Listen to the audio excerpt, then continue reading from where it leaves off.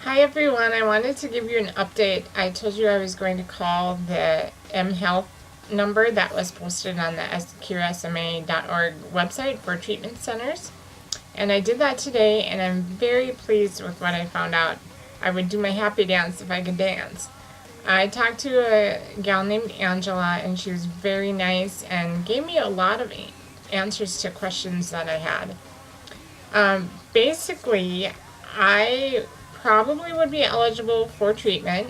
Um, One of the first things they would want to do is some genetic testing to see how many copies of the SMN2 gene that I have.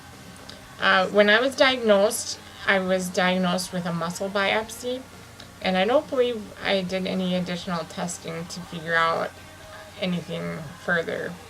But that's how they figured out that I had SMA. And after that, she mentioned that the biggest hurdle for treatment is the financial aspect and getting it through insurance companies for insurance to cover it. And they're going to work on that, though, and see if they can get more places to cover the treatments. And for me, because I had my spine fused, they would probably do, she said I would be sent to interventional radiology to have an x-ray guided lumbar puncture when it came to the treatment. So actually, I was concerned that maybe having my spine fused would rule me out for the treatment, but that doesn't sound like that would be the case. And also, when you do the treatment, they would like a baseline physical therapy assessment to just assess where you're at. Like I've said, I don't really have any lift to my arms anymore. I can wave my hands and move my hands around, but that's pretty much it as far as movement goes. Fortunately, I'm not on any breathing assisted devices, but I said before, I do have a feeding tube and my spine fused.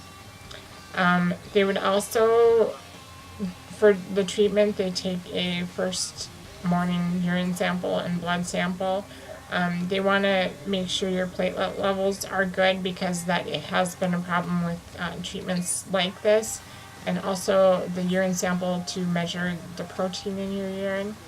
I guess elevated protein levels have been found in treatments like this as well. So that's just something they want to monitor. They also said that they would do pulmonary function testing to just measure how your lungs are doing and where you're at there as well.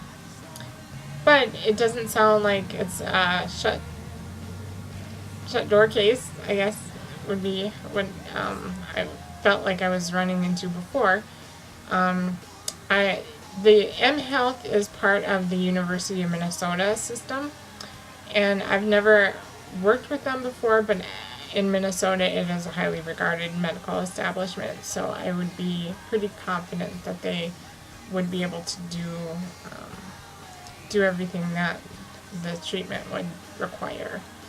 And probably one of the first things that I would do is register with them so I can establish a record, and then they could, keep track of everything that way as well.